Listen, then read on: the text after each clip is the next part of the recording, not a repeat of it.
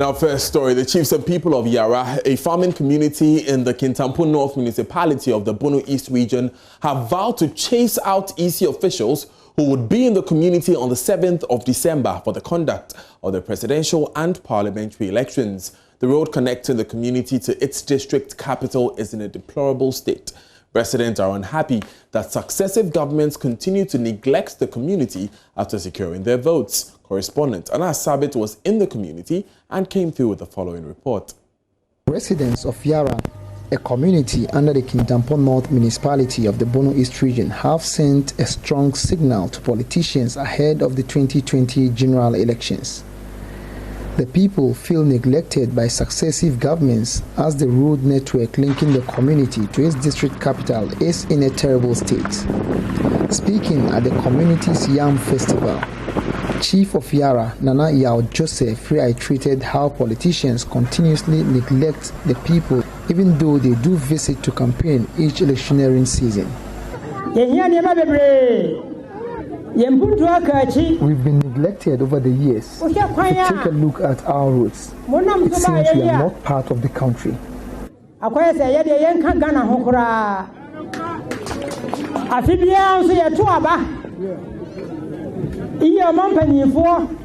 We vote every election. They know how to get here when they need our votes. We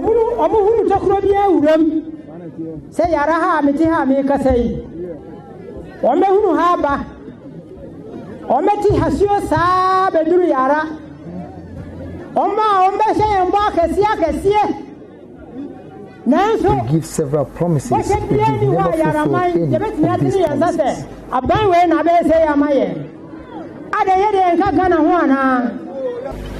He stated that the people are tired of empty promises and as a result will send away EC officials who will be sent to the community on December 7.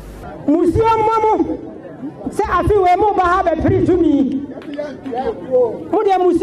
one should come here to campaign this year. In fact, we shall destroy ballot materials that will be brought here.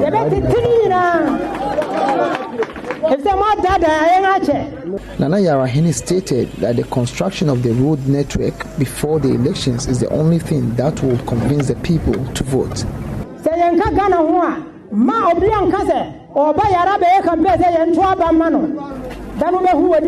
you are not part of the country, no one should step here to campaign. We will show you that we are also here. We are not voting until we see machines on the roads before the 2020 election. ACCRA Emmanuel is the headmaster of the YARA RC Basic School. He tells JoyNews that successive governments have neglected the educational institutions in the YARA community. Our chief has just spoken and he was very annoyed, and it is really true for him to be annoyed. When you come through the community, you will see that there is nothing that has been done by government to this community. The past government and this current government, they are saying that they have given some schools laptops and desktops and whatnot for ITD. And here is the case, we are also part of Ghana, and we have not seen any of these things in our community. On his part, Assembly member for the YARA electoral area, Honorable Asino Kwasi Emmanuel, appealed for the construction of a modern computer laboratory to aid ICT in the area. We are appealing to government to come to our aid and then assist us in a modern computer lab.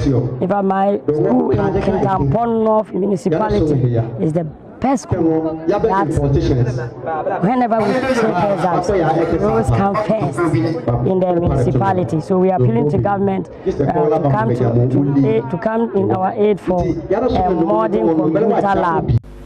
Reporting for JoyNews, Anas Sabit, YARA. Now, the national organizer of the New Patriotic Party, NPP, Sami Ewuku, has emphasized that the governing party would remain vigilant in the December 7 polls. He said this was to ensure a free, fair and transparent, credible general election. Mr. Ewuku, however, indicated the NPP would not succumb to any form of intimidation or restriction from campaigning in any part of the country. He was speaking at the Teachers Conference Volta 2020 held in Ho under the auspices of the Volta regional organizer. I want to appeal to you as our teachers. Let's not take things for granted. For many of you and your colleagues, you will be agents. We are going to be officials, you and your colleagues. Because when the Electoral Commission is recruiting, mostly they are teachers. The NPP don't want to be favored in these polls. But the NPP will remain vigilant and ensure every ballot is counted and counted properly. We don't expect our opponents to be favored. And no region will be declared a no-go area in this united Ghana. Wherever we need to campaign, I can assure you as a party, we will campaign. We will campaign to teachers across the country, nurses across the country, traders across the country, students across the country. Each and every voter will hear our message of hope against hopelessness from Mahama. On the ballot paper will be a choice between prosperity and poverty. And we stand with God's side, that is the NPP. We stand with Nanado's side. On the ballot paper will also be a choice between competence and incompetence. And on the paper will be a choice between the doomsday we've ended and someone who wants to continue from where he left off. The presidency will not be for mistakes again. We don't have time to waste again. You cannot be from assemblyman to presiding member, to a member of parliament, to a deputy minister, to a minister, to vice president, and to president. What again? Ghana, be you alone your own. Volta is alive, and Volta will make history come December 2020. We will not be intimidated in this election. We refuse to be intimidated in this election. So if someone thinks he's still a World Bank and has forgotten that he's been reduced to a microfinance, then the person has a problem. And that is why the NDC is uncomfortable anytime we are making an entry into this region. The NDC is still living under a very dangerous illusion. You are a leader when you turn and the people are following you. But the moment you turn and the people are no longer following, then that day you are taking a walk, you are no longer leading them. And that is what is happening in the Volta region. The NDC had a health work not long ago in this particular municipality, and you could count the number of people. No amount of deliberate sabotage, hiding behind insurgents, will stop the MPP's victory come December. Away from that part of the country, there's uneasy calm at Saboba in the northern region following an attack on a delegation of the National Peace Council there. Security officials have been deployed to the area to maintain peace. Eliasu Tanko joins us live with more. Eliasu, what happened?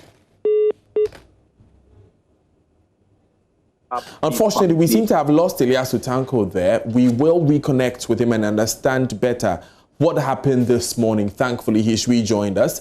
Eliasu, describe for us the situation. A National Peace Council delegation was attacked? Yeah, so this is a local peace committee that works directly under the National Peace Council, and members of this committee went to the community called Sanguli, which is in the Saboba district of the northern region, and they went there to speak about peace. I mean, there have been chieftaincy dispute in that particular community, which has been raging for 6 years now, we understand. And so the delegation, as part of, to ensure peace in the area, went to about 8 communities before they finally arrived at the Sanguli community.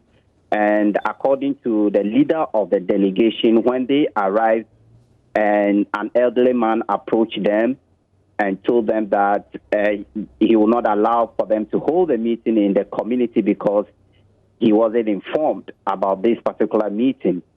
And so after that warning to them, the delegation leader said he followed this elderly man to his home and tried to explain to him. The elderly man still insisted that allow them to hold the meeting and told them they should leave or there will be bloodshed. According to the leader of the delegation, he came back to the scene or the location of the meeting, which was being held at a local church, which is closer to a primary school there. And so while he was trying to explain to the people the situation, gunmen approached them and opened fire on them. As we speak, an officer with the National Identification Authority was hit, and he has been killed by that particular incident. And as we speak right now, we understand some people have been injured, and police have been deployed to the area, and security has also been intensified. Very disturbing story you described for us there. You mentioned that police have been deployed to the area. Do we know if they made any headway with the investigations? Yes, police have declared about 13 people wanted. They believe that these people were directly involved in the firing of the gun. And these people, they said they have fled the community and they are looking for them. And there have also been fears that this incident could spark reprisals because this National Identification Officer is a native of that particular community, and he also belongs to one of the factions in the chieftaincy dispute, and so there are fears that there could be reprisals in the community. Right. Thank you very much, Elias Utanko, for those updates. We'll come back to you when there is more. Now, a robbery victim in Tamale is lamenting how the police granted bail to a suspected robber in a rush of a robbery that happened about 2 years ago. 34-year-old Mohammed Hafiz spoke with JoyNews. JoyNews' Mohammed Nuruddin after the news of the murder of the Member of Parliament from Fantiman and his driver on Mankesima Baze Abakrom Road in the Central Region by armed robbers. Hafiz says he's still recounting memories of the past after being held at gunpoint, but he's worried that such criminals are always freed to continue to hunt innocent lives. When they stopped me first, it was like a movie to me, so I didn't panic. I was even trying to laugh, and the guy asked me, "What are you laughing at? What do you have? What do you want to show? If you joke, I'll shoot you." And I was like, "What's that?" And he said, "Don't touch the motorbike again. Step back. Bring out the things in your pocket." Mohammed Hafiz said the robbery happened at about 10 p.m. on January 19, 2018. He said he was riding home from town when two armed men stopped him. Hafiz said the gunmen were very determined at the time. They took his motorbike, among others, before ordering him to walk into a nearby bush. There were two guys, a short and a tall guy. The short guy was the one holding the gun, and the tall guy was holding a machete. So when they stopped me, it was a short guy who pointed the gun at me and said, "Drop the bike on the ground, don't touch it again." And then the tall guy went behind me, and he was holding a cutlass. So the short guy ordered me to bring out everything in my pocket. Quickly, I removed my two phones and I gave it out to him. When he took the phones, he said I should turn my back. I shouldn't look back again. If I look back again, he's going to shoot me. And he ordered me to enter inside the bush. I shouldn't look back again. So I just walked straight into the bush, and then they took the motorbike and then went away. Hafiz said the robbery only lasted few minutes, but that moment will forever haunt him. At times that I reflect over the incident, and I feel very bad. I feel very bad such that how many people are fortunate to go through this experience that I went through and they are still alive. How many people get through these incidents without even getting it reported or getting it out of the public domain. Hafiz later informed friends about the incident and pleaded with them to be on the lookout. But I have passwords on the phone. So after 10 days or so, the suspect took my phones to ACCRA mobile phone to flash. And then the phone repairer on the phone and saw my picture on it. And he remembered that I came to report that I was robbed. So quickly he informed my senior brother. So they have to look for me, and then they reported the case to the police. When I got to ACCRA mobile phone, there were two CIDs there and then the suspect with another small boy.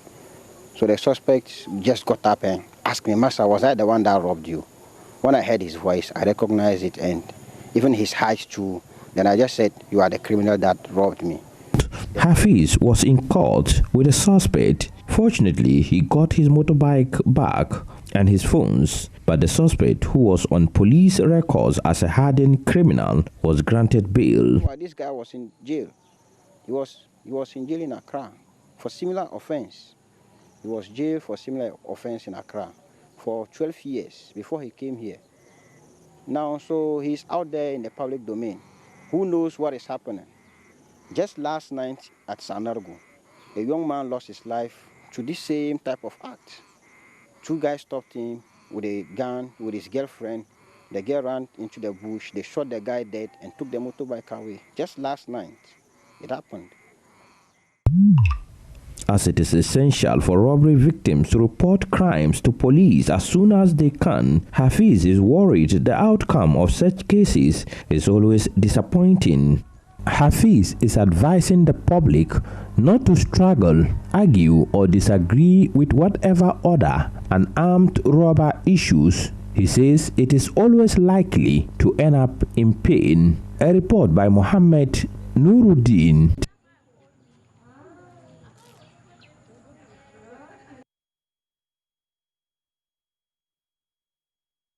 Now, the Takwan Swaye Member of Parliament, George MIREKU, says he expects the police to arrest and ensure prosecution of persons who attacked his relatives, leaving them with machete wounds. One person is said to be in critical condition following the violence linked to a chieftain feud. In an interview a while ago on JoyNews, Mr. Duke said calm has returned to the area after the violent attacks. So, but I don't have the expertise to determine otherwise. But I wouldn't say so. Practically, it's emanated out of the chieftaincy issue, and just those who unleashed that mayhem on my family belong to a faction feuding chieftaincy dispute. So I wouldn't say what the police is saying is maybe right or wrong. We have the professional expertise to determine. So I wouldn't go into details because I've handed over the matter to them to professionally handle it expeditiously. So that is all that I want from them. I want the truth to be brought up and the perpetrators also brought to book. So it's not a matter of, predetermining who did that. But I just wanted to establish that you don't have reason to suspect that this has to do with any other issue. I'm not ruling any possibility out. You've been visiting these members of your family. Just also help us understand, is it that the people attacked in this incident happen to be members of your family, or there are other people who were attacked who are not members of your family? Unfortunately, those that were attacked were all my family members. One was just standing in front of my family house. I have, I'm a royal, and we have about 3 family houses. And we normally do funerals in front of one of the family houses, and we call the place in Quantanan. So one guy was just a small boy was around holding a phone, and the attacks were misbehaving. And thinking that the small boy was recording them, he called for the small boy to bring his phone for them to glance through whether or not he was recording. So the boy handed over the phone to them. They went through, and then unfortunately pulled out a knife on the small boy. So, how old is this boy, please? About 10, between 10 to 13. So one of my nephews just said, "Why are you doing this to this small boy?" And that provoked them, and they pounced on him. That is the one in critical condition. A lady was also, just around and said, "What you are doing is not fair." And they didn't also forgive her. So that's how it started. And we've asked the police, they've arrested one of the guys who did that. His name is Dato, and he's in the police custody. Now, the police say they are currently holding one person in their custody. Western Region Police PRO DSP Olivia Ediku has been speaking on the police investigations so far. The ACCRA Divisional Command is investigating a case in which one Robert Amung, who is also known as Dato, caused harm to Dawuda Isaka. Dawuda Isaka, according to him, met Dato at a junction, called School Junction, within the dumping town. And apparently, Dato had earlier on assaulted his brother-in-law. So he confronted him. Dato got annoyed and inflicted multiple wounds on his head. He was rushed to Wasasimpa Government Hospital. We went there to visit him. He's currently in stable condition and he's doing well. Dato has been arrested and he's in police custody. Away from the Western region, some residents of Weja Old Barrier are threatening to block a section of the Accra Cape Coast Highway after their homes and roads were flooded this weekend. The flood reduced the section of the Accra-bound stretch of the Accra Cape Coast Highway from 3 lanes to 1, as about 300 meters of the road is covered with sand washed down from the Apleku Hills. Aside from vehicles getting stuck in the mud, it has also damaged that stretch of road. As you can rightly see, this is the Accra-bound stretch. So this stretch leads to Accra and is the main Accra Cape Coast highway. As you can see, all of these vehicles are actually struggling to use just one lane of this stretch, which is more trouble at this point. A chunk of the road itself has been covered, with laterite, and that is as a result of the weekend's rains. It has also damaged the section of the road, and you can see it is very bumpy. So when the vehicles get there, they would have to take their time to use it. Now, this stretch is not. This is not what this stretch, was like previously. It was because it has become so because of the rains. And we've been standing here for the past 1 hour, and we've actually seen some vehicles, stuck in this mud. And it has caused some kind of traffic situation for people who are going to the Central Business District, Accra, and its, environs. Because when they get to this part, they would have to take their time, to use it. And the 3-lane stretch reduced to just 1. I have some of the residents and motorists here who are very upset about the situation. They say anytime it rains, they have to endure, this here. Sir, you're welcome to JoyNews. Yes, my name is William. I've lived here for a couple of years. The problem is that I believe that the west is more.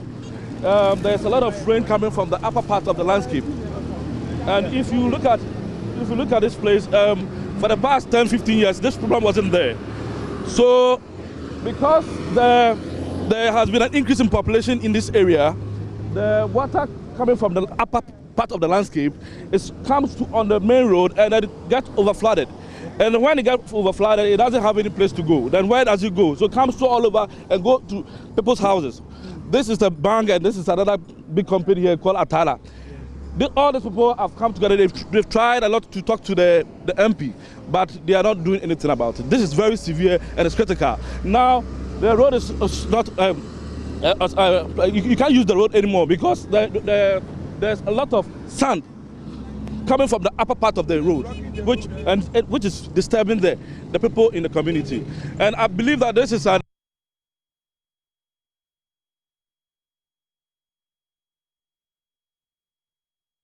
Now, as the world marks International Day of the Girl Child, we bring you the story of how a young orphan girl in the Bono region town of Banda is working her socks off to fend for herself. My colleague Seyram Abla de Souza has the rest of the story. Clouds clearing, insects humming, buzzing, swarming, dogs and sheep away. It is 5:30 a.m. here in the community of Bui in the Banda district of the Bono region. Meet 22-year-old Abigail Nanimuchi as she gets ready to step out to make ends meet. She was orphaned at age 6, and her only support, an older brother, also died when she turned 17.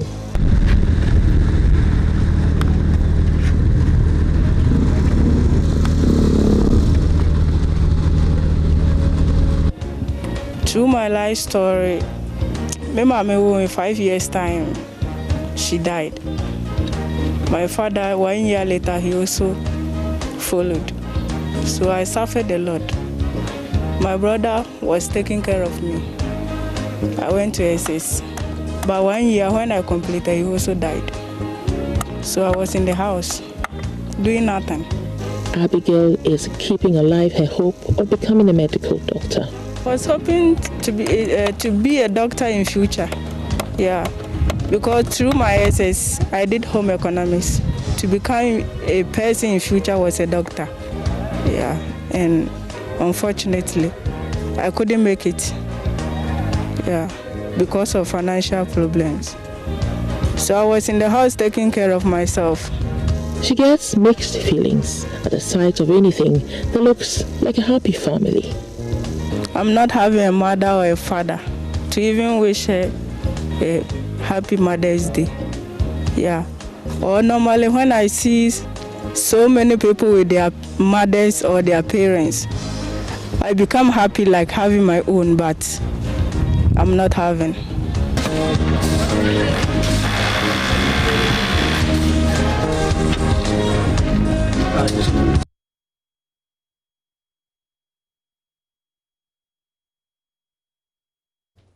That's still live on Joy News today, and today we celebrate all young girls out there making it in this world. Up next in business, the Finance Ministry says the AGYAPA IPO will go ahead after the special prosecutor addresses concerns about the deal. Daryl Kwao has those details right after this. Don't go anywhere.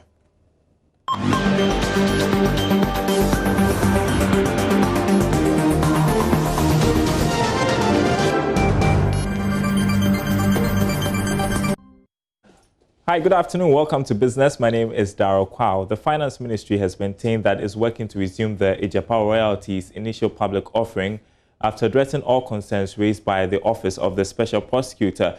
This was contained in a fresh statement released by the Finance Ministry following recent reports of suspending the deal. George Rafe has more.